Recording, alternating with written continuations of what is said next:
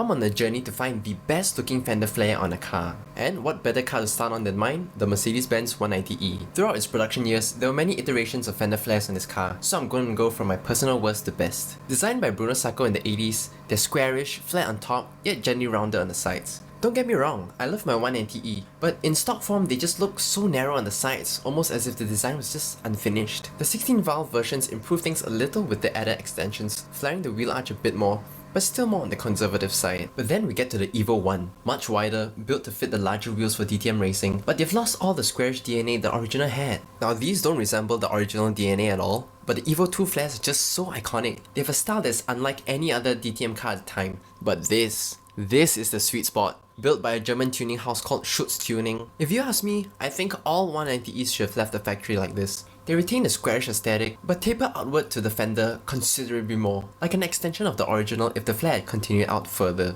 The line below the door handles that run across the car, called the character line, isn't interrupted by the front fender flare like the others. And if you look closely at the rear fender arch, it doesn't bleed into the rear doors, which accentuates the wideness of it, similar to modern day F80 and G80 M3s. Pretty hard to beat the design of the 190e, but what other car's fender flares should I talk about next?